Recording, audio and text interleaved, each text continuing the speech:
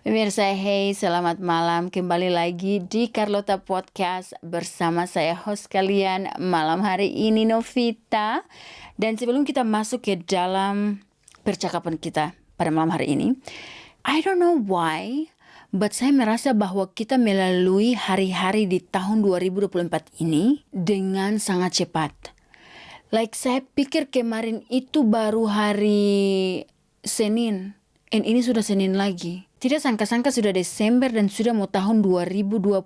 Padahal perasaan tahun lalu saya di Indonesia dan tiba-tiba suami saya meninggalkan saya dan sekarang sudah memulai tahun yang baru. Like it is, saya belum selesai melaksanakan semua goal-goal saya di tahun 2024 and then sekarang we are going to tahun 2025.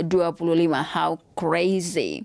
Anyway, saya harap kalian semua mempunyai hari yang sangat-sangat fantastika, lalui harimu dengan penuh sukacita pemirsa. Peristiwa ini terjadi di tahun 2020 ketika suami saya meninggal. Setelah dia meninggal, itu saya menemukan banyak sekali hal-hal yang sangat tidak menyenangkan tentang dia. Kalian tahu kayak kalau kita menikah itu kadang-kadang kita tidak bisa, kita tidak mengetahui. Bersyukurlah kalau Anda mempunyai suami atau istri yang terbuka ya. Tapi di luar sana banyak sekali suami istri yang sering merahasiakan sesuatu.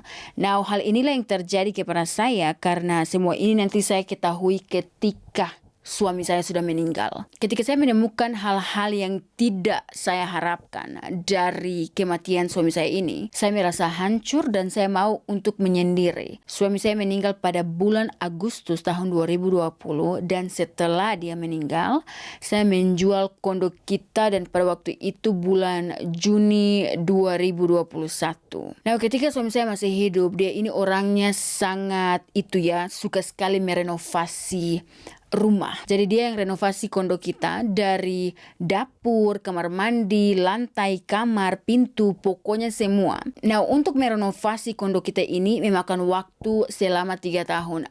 Tidak mudah ya, renovasi rumah. Butuh biaya, butuh tenaga, namun dia selesaikan semuanya itu sebelum dia meninggal. Saya dan almarhum suami saya tidak mempunyai anak sama sekali, jadi kita hanya mempunyai 2 anjing kecil.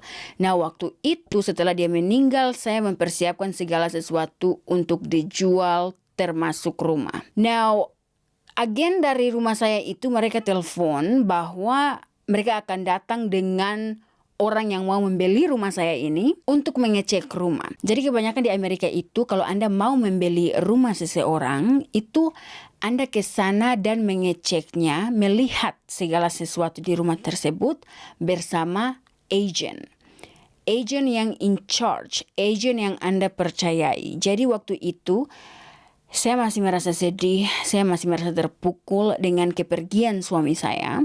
So, saya mengambil kedua anjing saya, kita pergi keluar dan saya membiarkan rumah itu kosong supaya agent dengan orang yang mau membeli rumah saya untuk bisa datang dan mengecek rumah saya. Saya mengambil kedua anjing saya mengunci pintu, dan saya pergi. Now, agent waktu ditelepon dia bilang kepada saya bahwa saya bisa berada di luar itu sekitaran 30 menit saja ya, karena mereka tidak akan lama gitu loh untuk melihat kondo tersebut. So, setelah 30 menit selesai, saya langsung balik lagi ke kondo bersama kedua anjing saya. Pas saya berada di depan pintu rumah dan mau mulai untuk membuka pintu, pintunya terkunci. Aneh. So, saya buka pintu, saya masuk ke dalam. Setelah berada di dalam kondo, saya merasa bahwa sepertinya ada seseorang di dalam kondo saya. Saya berpikir seperti begini karena segala sesuatu yang berada di dalam rumah tersebut kayaknya tidak berada di posisi di mana saya tinggalkan. Pintu dia sudah berubah posisi. Pintu laundry juga. Nah, pintu laundry saya itu adalah barn door. Jadi dia seperti kayak terbuka bukan keluar begini, tapi dia terbukanya ke samping. Itu kalau di Amerika kita bilang barn door. Seperti kayak pintu gudang begitu pemirsa.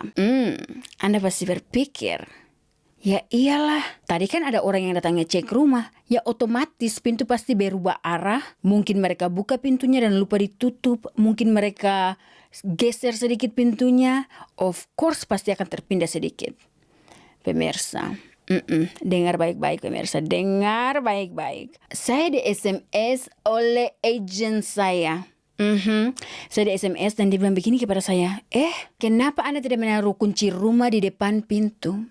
Kenapa Anda tidak menaruh kunci rumah tersebut di tempat yang aman di mana saya bisa akses untuk membuka pintunya? Pemirsa, so siapa yang berada di dalam rumah tersebut, okay? Because agent dengan tamunya tidak masuk ke dalam rumah tersebut. So siapa yang ada di dalam kondo?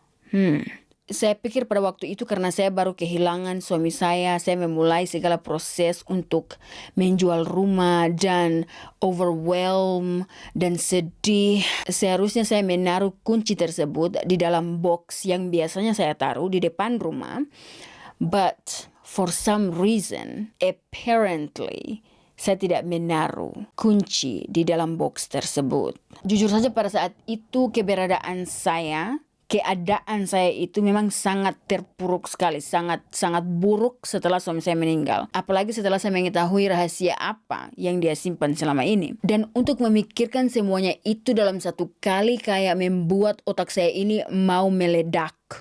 Jadi saya mencoba untuk menenangkan diri, membiarkan diri ini tenang dulu, memberikan diri ini untuk proses segala sesuatu. Because kalau saya memikirkan semuanya itu dalam satu kali secara mendetail, like I can't girl, like I can't. Saya masih sedih, saya masih terpuruk, dan saya masih berada dalam keadaan berduka. Lanjut saya pergi ke kamar mandi, dan di situ saya melihat ini gesek-gesek kaki basah. Seperti kayak ada orang yang baru mandi.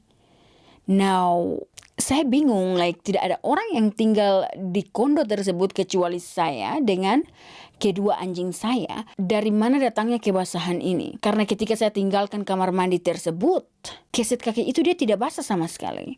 So di sini saya mulai mempertanyakan segala sesuatu, ada apa ini sebenarnya? Saya bukan hanya melihat dari jauh bahwa keset kaki itu dia basah. No, saya pergi pegang itu keset kaki dan memang basah. Seperti kayak ada orang yang baru selesai mandi dan dia berdiri di atas keset kaki tersebut untuk mengeringkan kakinya sebelum dia melangkah ke dalam kamar. Saya teringat setelah suami saya meninggal pada malam hari tersebut. Nah, ini sedikit background. Kondo saya ini besar ya, jadi dia mempunyai 2 kamar dan 1 kantor. Di malam pertama di mana suami saya meninggal, itu saya dan kedua anjing saya itu kita pergi tidur. Dan tiba-tiba saya bisa mendengar ada suara-suara di dapur. Kondo kita itu terbuat dari beton, jadi sangat sulit sekali untuk bisa mendengar suara dari ruangan lain. Saya memutuskan untuk pindah dari kondo tersebut ke kondo saya yang baru pada tahun 2021 di bulan Juni. Nah, pada malam pertama di kondo tersebut, saya hanya sendiri. Saya menyewa orang untuk merawat kedua anjing saya yang kecil. Setelah semua yang saya lewati, saya hanya mau mempunyai tempat yang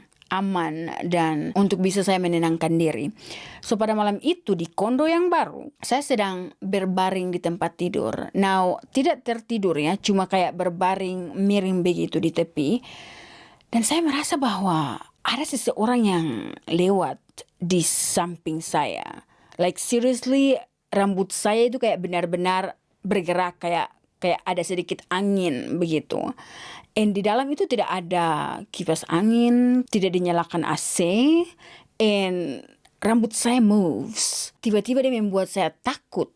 Kejadian kecil tersebut membuat saya tidak bisa untuk bergerak dari tempat tidur. Saya kayak membeku di tempat tidur. Saya tidak mau berdiri sama sekali untuk keluar. Setelah kejadian tersebut, saya pindah lagi ke kondo yang baru. Namun kondo kali ini memang benar-benar jauh dari tempat tinggal saya yang sebelumnya. So ini terjadi di bulan Desember ya, Natal. Saya lagi berbaring di tempat tidur dan tiba-tiba pintu kamar saya terbuka. Tidak ada orang sama sekali, tiba-tiba terbuka. Saya mendengar ada 3 ketukan.